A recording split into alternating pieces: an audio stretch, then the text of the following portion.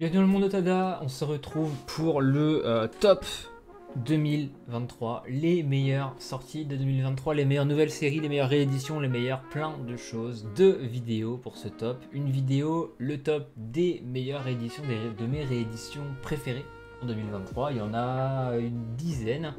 Il y aura ensuite le top des nouvelles séries, donc des tomes 1 ou des one-shots de 2023, il y en a un peu plus, une vingtaine. Les tops 1 et 2 sont assez facilement trouvables si vous suivez la chaîne.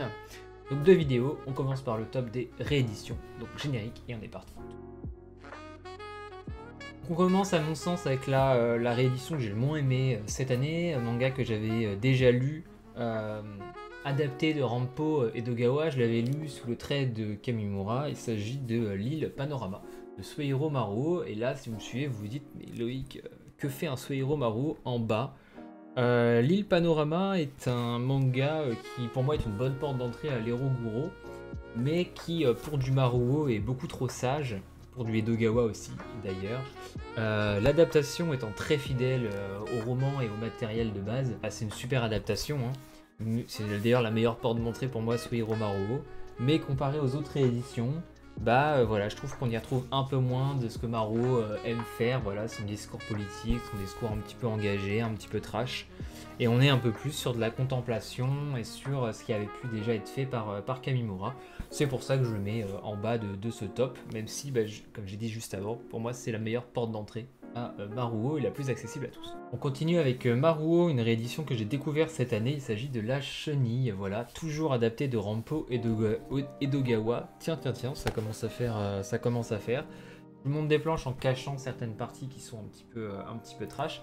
L'histoire de cet homme tronc, en fait, revenu de la guerre, totalement défiguré, sans ses membres, qui va vivre avec sa femme, et sa femme va vivre un petit peu un enfer de soumission vis-à-vis de cet homme.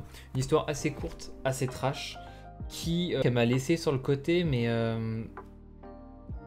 tout le monde en parlait comme étant le Maruo qu'il fallait absolument lire. Je suis pas spécialement d'accord. Pour moi, le Maruo, peut-être l'un des meilleurs qu'il ait fait, c'est Vampire. Vampire, c'est assez fou. Et je trouve que Vampire, parce que c'est long en fait, ça prend le temps d'installer les personnages, la mythologie, etc. Ce que fait pas La Chenille. Malgré tout, c'est un très bon récit de guerre qui, je trouve, est plus cher que Vampire pour moins. En fait, là, c'est tout petit, vous voyez. C'est 22 €, alors que les Vampires, ils font deux fois cette taille-là, facile, et ils sont à 19, je crois. Ou 21, je sais plus. C'est aussi pour ça que je le mets en bas de ce top. Malgré tout, je suis très content que ça soit sorti en France, ça complète ma collection, et j'espère qu'en 2024 on aura Yume no Kusaku et Lunatic Lover, parce que hâte d'avoir le 100% Maruo quoi. Beaucoup l'ont adoré cette année, moi j'attendais cette réédition de pied ferme, parce que ça fait longtemps que je cours après sur les forums de l'ancienne édition. J'avais beaucoup cherché en tant que fan de SF, je me disais il faut absolument que j'ai ce bouquin. Il s'agit de 2001 Night Stories de Yukinobu Oshino. Alors il n'est pas très haut dans le classement des rééditions. Après les rééditions souvent c'est quand même des sacrés dingueries, hein, je veux dire, qui ont été réédités cette année. Donc plutôt cool. Pourquoi est-ce que je le mets pas plus haut? Parce que j'ai lu 2001. Je trouve ça sympa 2001, mais ça reste un propos qui, pour de la SF, et bien pour l'époque, pour ce que ça a apporté. En fait, c'est un manga qui est bien pour ce qu'il a apporté au manga, pour ce qu'il a apporté à la science-fiction, plus qu'au manga. Mais ça change pas que Oshino a quand même des torts qui reviennent dans ses récits. Alors, j'ai pas encore lu le tome 2, donc comme c'est une réédition, je parle du tome 1, évidemment, enfin de la réédition en tant que telle. Et ce qui est con, c'est que c'est une œuvre qui est censée être culte, et je vais soulever un débat, je pense, en commentaire. Pourquoi une œuvre aussi culte et importante pour le patrimoine du manga est aussi chère? À vous de débattre. Je trouve pas ça normal qu'en 2023, les œuvres les plus importantes, on va parler de Tezuka aussi, soient aussi chères et dures à se procurer. C'est censé être la base de la base, c'est censé être culturellement le truc le plus accessible. Et je vais prendre un exemple qui parlera peut-être à d'autres pour 2001. Dans les romans et autres, il y a une date limite de droit d'auteur qui est, je crois, de 50 ans ou 70 ans après la mort de l'auteur, je sais plus, qui tombe dans le domaine public, et tout devient plus ou moins gratuit. Enfin, voilà, les droits peuvent revenir dans le domaine public. Je pense à 1984 récemment, du George Orwell, qui est revenu dans le domaine public. Depuis, on voit plein de BD fleurir. Et ça c'est bien, c'est accessible à tous en fait. Tout le monde peut accéder à cette œuvre culte qui est 1984. Donc pourquoi est-ce qu'une œuvre rattachée à 2001, qui est quand même un des films les plus fondateurs de la SF au cinéma, coûte aussi cher et est si peu accessible? Alors je comprends l'idée de faire un bel écran, etc. Mais voilà, l'incompréhension pour moi de ce genre d'édition et du prix, de la place que ça prend, voilà, toujours pareil. Alors qu'ils auraient pu sortir ça au format Nausicaa, voilà, un peu peut-être faire 4 tomes ou le 2. Alors je sais que c'est calqué sur l'édition japonaise, mais je sais pas, il y a des trucs qui me dérangent un peu dans cette politique de prix que les éditeurs ont, ce qui me permet de passer à la place d'après. Hop, qui est EQ de Revival, qui est au-dessus En faisant le top de ce qui était sorti, je crois qu'il est sorti en... Je vais quand même vérifier. Hein. Il est sorti en février 2023, et en faisant le tas là, de top, je me suis dit, bah finalement EQ j'ai préféré à 2001, parce qu'il y a vraiment un propos sur l'époque. Je veux dire, c'est fondateur pour plein de choses. Il y a un propos, ça reste quand même un peu moins cher pour un format qui est de la même qualité, si ce n'est un peu meilleur, je trouve, que 2001 Night Stories. Je pense au niveau du papier intérieur. Je trouve le papier d'EQ beaucoup plus agréable que 2001, qui est moins cher et qui est sur un éditeur qui a moins de budget. Donc ça pose encore plus la question de l'accès à la culture. Bref, EQ, Hisashi Sakaguchi, voilà, chez Revival.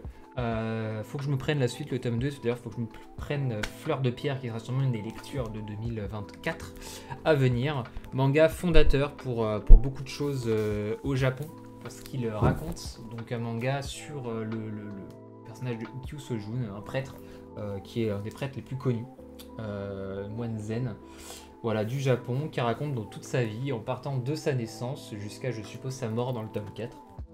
Ce tome 1 se concentrant sur la partie petite enfance et enfance. J'ai bien aimé, donc j'ai hâte d'avoir la suite. Il y en a qui vont être contents, il y a du Maruo plus haut. Cette année, on a aussi eu la réédition de New National Kid, ressorti dans Zanfuro, remis au goût du jour, voilà, avec ces petites fresques. New National Kid, c'est un recueil d'histoires courtes de Suehiro Maruo, qui est très trash. Très trash, voilà, alors pas autant que le Monstre Teint Rose ou DDT, mais sacrément trash quand même, et qui parle de l'après-guerre au Japon sous domination américaine, concrètement, avec plein de petites histoires. Et je trouve ce bouquin fantastique, parce que les histoires sont, comment dire, politiquement incorrectes. C'est-à-dire que c'est un bouquin qui, je pense, sortirait actuellement, serait une nouveauté prépubliée actuellement au Japon ou en France, ça passerait pas. Le fait que ça existe déjà, ça lui permet de sortir, mais ça passerait pas à l'heure actuelle. C'est des idées politiques très particulières, c'est un idéologisme un peu particulier. Voilà, tout est expliqué à la fin, il y a une postface, pas mal de choses. Mais c'est un bouquin qui est très fort, très fort à lire. Donc voilà pourquoi je le mets dans plus haut que d'autres pour Maruo. Et je vous conseille de vous le procurer si vous avez envie d'en lire d'autres de Maruo. On reste dans Maruo, voilà, avec l'enfer en bouteille. Alors ça, c'est un avis totalement personnel. Plusieurs histoires courtes dans ce bouquin, dont la première qui raconte l'histoire de ce frère et de cette sœur échoués sur une île déserte. Ne vous inquiétez pas d'inceste, parce que dans les voilà. Mais j'ai vraiment beaucoup aimé cette histoire. Je trouvais ça super, voilà. J'ai beaucoup aimé les autres histoires, l'histoire de l'enfer en bouteille justement, dans cette ville japonaise d'après-guerre, encore une fois, entre la pauvreté et les actions politiques. J'ai trouvé ça super. Voilà, j'ai beaucoup aimé. Il y a 3 histoires, je crois, de mémoire dans ce tome, ou 2, je sais plus. Regardez. Voilà, il y a 4 histoires dans cette série. Il y a l'enfer en bouteille et il y a l'histoire de ce frère et cette sœur et 2 histoires au milieu. Franchement, c'était super. Voilà, j'ai beaucoup aimé l'idée de Maruo, les explications de pourquoi il avait fait telle ou telle histoire, l'érotisme, etc. Super tome, réédition de chez Casterman à 18€. Donc je l'ai mis à cette place-là. On va passer au top 4. Donc lui était top 5 des rééditions de l'année. Pour moi, le top 4, juste avant le podium, désolé, Boko Stratège, réédition chez Vega Dupuis, anciennement chez Tonkam. On a ce récit qui parle de Keri, moine moïste qui va défendre la cité de Liang, du moins dans le début de ce manga qui ensuite partira ailleurs. Un manga qui rappellera Kingdom avec une patte des années 90. Super manga, superbement dessiné par Hideki Mori. C'est pour ça que j'ai dit Mori. l'auteur, le dessinateur, est écrit par Sentaro Kubota. On en est au tome 5 à l'heure actuelle, ce qui sort déjà d'ailleurs assez souvent. L'édition elle est très bien pour le prix, franchement top, je crois que c'est 11 € et franchement elle est bonne pour le prix. J'en connais d'autres qui mettraient ça à 13 et d'autres qui mettraient ça à 20. Hein. Bonjour Tonka, Menové Graphics, mais bref. Top 4 de réédition de l'année. De toute façon, vous le savez, Boko, c'est un must-read si vous aimez les mangas historiques. Et on rentre au top 3. Quel serait un top 3 de réédition sans la réédition de Tsutomunie Blame Zero, aussi Noise, anciennement appelé Noise, au format A4. Quel plaisir. Pas A4. A4 Si, A4. Bref, en grand format. Tsutomunie, grand format, génialissime, préquel à Blame, absolument dantesque. Un dessin fou. Un dessin fou, un scénario fou, qui peut perdre des gens, mais qui, une fois qu'on fait... En fait, je voyais la vidéo, je crois que c'était Adrien et Céline de Sélection Manga qui disaient que Bioméga, ils avaient eu du mal à comprendre l'histoire, certains tenants et aboutissants, et qu'il fallait le relire. Je vous conseillerais plutôt de lire les autres de Nié, parce que c'est un truc, en fait, Nié, quand on lit 1, puis 2, puis 3, tu commences à avoir les liens entre toutes les œuvres et à comprendre tous les principes. En relisant la même œuvre, ça peut mettre un peu plus de temps. Mais voilà, c'est un auteur à dévorer, à découvrir, avec des planches somptueuses. Génial, celui-là en plus c'est une enquête policière, c'est gore, c'est plutôt bien écrit, il y a une église. On a déjà parlé de Blame, donc voilà, top 3 des rééditions de l'année. Juste avant la médaille d'or, qui aura eu la médaille d'argent, et j'avais hésité, mais finalement ce sera Mitsuru Adachi avec Katsu, ce qui est dommage, ça aurait été Touch, ça aurait été premier.